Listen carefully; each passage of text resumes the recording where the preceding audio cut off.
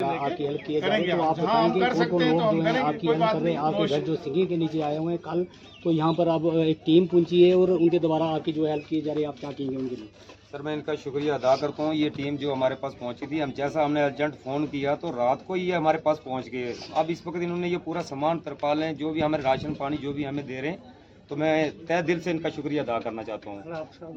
खलाक साहब हैं, ये जितनी भी टीम हमारी जो भी है, ये कल भी ताज साहब भी हैं, इन्होंने हमारे साथ बहुत मदद की है। जितने घर हमारे कम से कम 12-13 घर बिल्कुल डैमेज हो गए थे, तो पूरी मदद कर रहे हैं, फुल सपोर्ट कर रहे हैं। जितने लोगों के घर जो है स्लाइड के नीचे आए हैं सिंगिंग की वजह से, जो घर से बेघर हुए हैं, सबको हेल्प की जा रही है? सबकी हेल्प की रही है, सब लोगों की हेल्प कर रहे हैं। आप क्या कहेंगे बाकी लोगों को जिस तरह से ये हेल्प कर रहे हैं, आपको जो है उन लोगों की भी हेल्प चाहिए, तो आप क्या कहेंगे?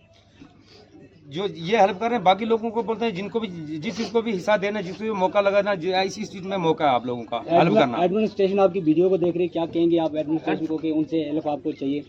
जो हमारे डीसी साहब हैं, तहसीलदार साहब हैं, अच्छे अफसर हैं, आज इस वक्त तक हमारे साथ पूरा जो एडमिनिस्ट्रेशन चल रहा है हमारे साथ, तो आगे भी। आपके पास कौन कौन लोग आए वहाँ जहाँ आपकी जो वहाँ पर आपकी घटना घटी है, जहाँ आप घर से बेघर हुए, आपके घर सिंगिंग के नीचे आए और उसकी वजह से आप घर से बेघर हुए, कौन कौन लोग आप? हमारे साथ SDM साहब भी पहुँचा, यहाँ से चसाना से पुलिस भी गई, तो इस वक्त तहसीलदार साहब भी वो भी पहुँच गए सब। इस वक्त पटवारी साहब भी हमें बार बार कॉल ही कर रहे हैं, जो हमारे आपके काम में लगे हैं। इस वक्त बुलाया हमें चसाना तहसील में, बोला आपके काम कर रहे हैं, जो भी है सब हमारे साथ तामन दे रहे हैं।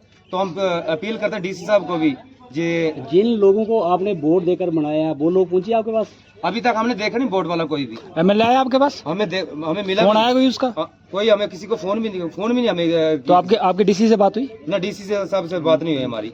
अभी मेरे पास कंटेक्ट, मेरा फोन ही स्विच ऑफ था, तो बात नहीं हुई हमारी। तो हम रिक्वेस्ट करते हैं SDM साहब को, वो भी मौके पे आए। अभी हम जो है अखलाक चौधरी जो है भारतीय जनता पार्टी जाने की कोशिश करते हैं। सर आप यहाँ चसाना के अंदर पहुँचे, तो आप क्या कहेंगे यहाँ जो पब्लिक की आपने बड़ा सेवा की है, जिन लोगों के घर सिंगिंग की वजह से जो स्लाइड के नीचे आए हैं, घर से बेघर लोग हुए हैं, उनकी आज आपने हेल्प की, तो क्या कहेंगे आप? कर्नल जी, जैसे मैं आपको बताना चाहता हूँ कि 2 दिन पहले ही 5:30 बजे 2 दिन पहले एक रात को एक स्लाइड आई हमारे चसाना ब्लॉक के पंचायत हसोद बी में। उनके सरपंच साहब भी यहाँ हैं, हमारे यहाँ के एक्स मंडल प्रधान भी यहाँ हैं। तो जब हमने वहाँ सुना, मैं रियासी में था, क्योंकि हमारा यहाँ से बदौरा से रास्ता बंद है। मैं वाया रजौरी होकर रियासी से मोहर जाना चाह रहा था, मोहर में नहीं पहुँच पाए थे। लेकिन जब हमने सुना कि यहाँ हमारे लोकल एक इस किस्म की आफ्ता आ गई है, एक फ्लड की वजह से वहाँ के जो 20-25 लोग हैं वो घर डैमेज हो गए, उनकी एग्रीकल्चर की लैंड टोटल डैमेज हो गई है।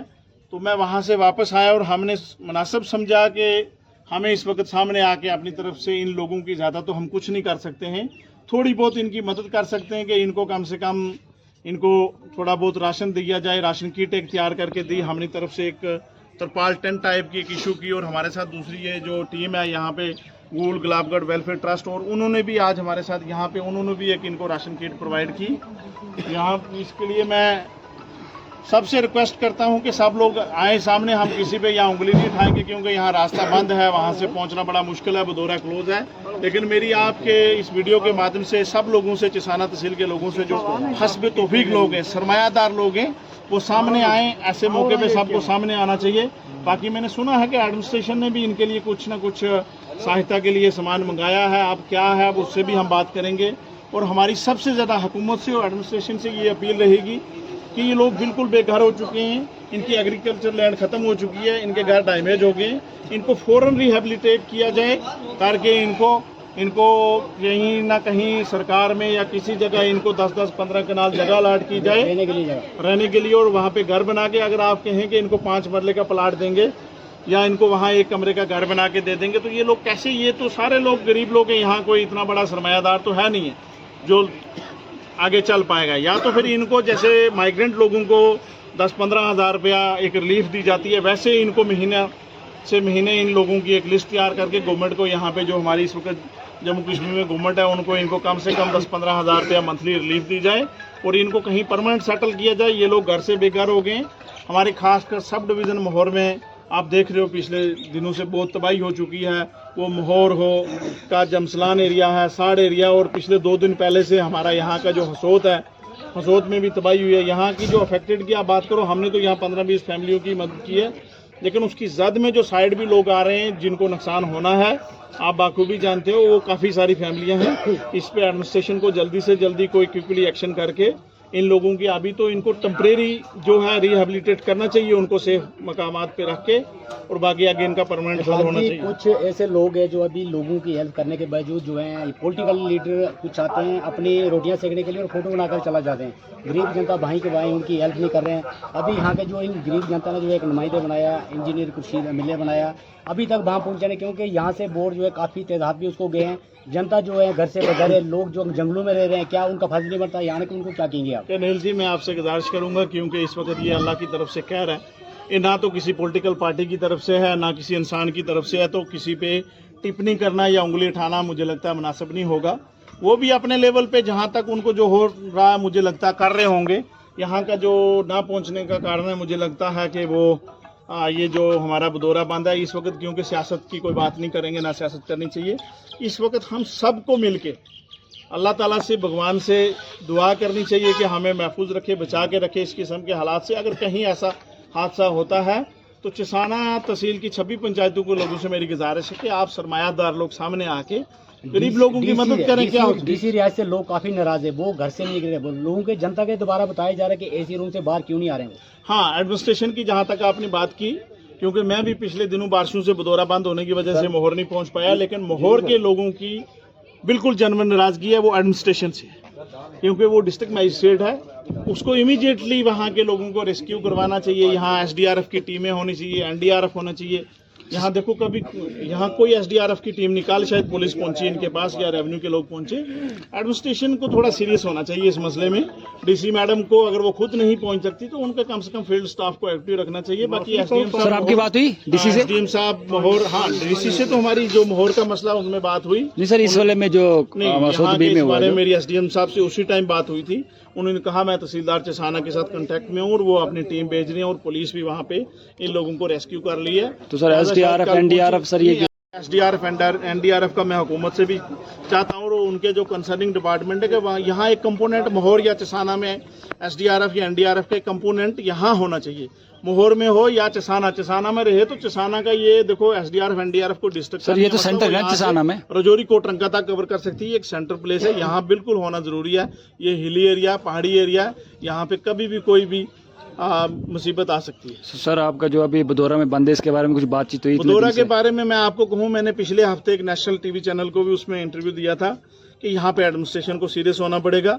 ये जो SGI कंपनी लोगों के साथ मजाक कर रही है, जितना भी आज की डेट में मोहर में हमारा नुकसान हुआ है, ये सिर्फ SGI जो कंपनी, ये कंस्ट्रक्शन कंपनी है जो इसकी वजह से हुआ है। ये सब पूरी तबाही उस कंपनी की वजह से हुई है। उस कंपनी ने ऐसी कटिंग करके रखी थी, इस तरीके से उनका काम चल रहा था, समझ नहीं आ रहा कि वो टेक्निकली देख ही नहीं रहे, जिसकी वजह से पूरा साड़ खत्म हो गया आज। उसकी वजह से आज मुसरा खत्म हो रहा है, जमसलान में भी बैठ गया है।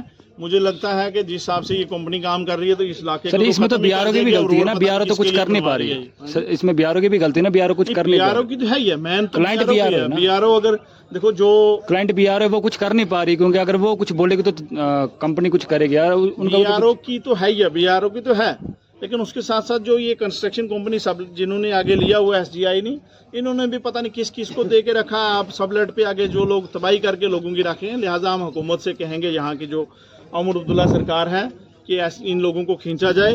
और मेरी सबसे पहली रिक्वेस्ट ये रहेगी कि जम्मू कश्मीर के अंदर हर जगह सैलाब आया है, ये आपदा आई है, तबाही हुई है, इन लोगों को फौरन रिहेबिलिटेट किया जाए और रिहेबिलिटेट करके इनको 2, 4, 5 मरले दे के जगह या वहाँ एक कमरे का मकान बना के इन लोगों का गुजर बसर मुश्किल है। इन लोगों को कम से कम 10-20 कनाल जगह सरकार बहुत पड़ी है गवर्नमेंट के पास, जहाँ जहाँ ऐसे अफेक्टेड लोग हैं। हम नहीं कहते कि सबको आप दे दो, यहाँ किसी का फसल का, हम चाहते हैं जो लोग बिल्कुल घर से बेघर हो गए, जिनकी ज़मीनें खत्म हो गई, जिनके घर डैमेज हो गए, जो आप कहीं रहने के लिए ना। हमारे यहाँ सब डिवीज़न मोहर में 3-4 जगह देख लो, आप मुसरा देखो, आप साड़ देखो, जमलान देखो, और आप ये हसोद बी का जो एरिया ये देख लो। ये इन लोगों को तो रिहेबिलिटेट करना पड़ेगा गवर्नमेंट को कहीं अच्छी जगह। और मैं ये भी अपनी तरफ से गवर्नमेंट को एक सजेशन दूंगा कि इनको, जैसे कश्मीर के माइग्रेंट्स को आप महीने का 15,000 रुपया एक रिलीफ देते हैं, ऐसे इन लोगों को देना चाहिए, तब जाके इन लोगों की गुजर बसर होगी। नहीं तो ये अपने बच्चों को कैसे पालेंगे, कल बच्चों को एजुकेशन कैसे दे पाएंगे, ये इन लोगों की ज़मीनें नहीं। इन लोगों को तो यहाँ इसी एग्रीकल्चर पे, ज़मीन पे डिपेंड होता है। यहाँ तो कोई फैक्ट्री इंडस्ट्री ऐसा तो कुछ है नहीं है कि ये लोग कैसे चल पाएंगे। जी।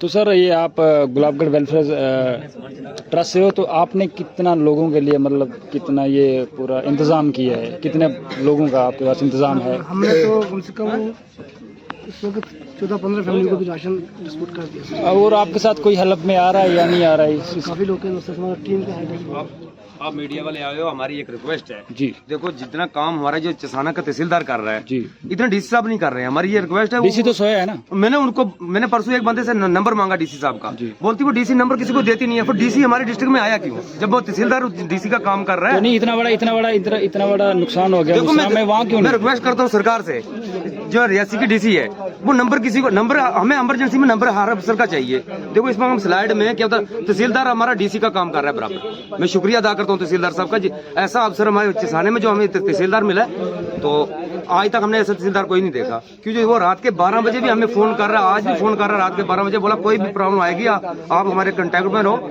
और डीसी साहब का हमें नंबर किसी ने दिया, बोला वो डीसी नंबर देती नहीं है, तो फिर डीसी का डिस्ट्रिक्ट में आने का क्या फायदा? फिर रहने तो तहसीलदार साहब को वही करेगा काम आगे पीछे। और ये देख रहे हो कि ये सारा जो भी गुलाबगढ़ वेलफेयर ट्रस्ट ने जो भी चैरिटेबल ट्रस्ट है, तो इसने पूरा अभी लोगों को हेल्प करने के लिए किया है। तो धन्यवाद। आप देख रहे हो हॉरिज़ॉन वॉच न्यूज़।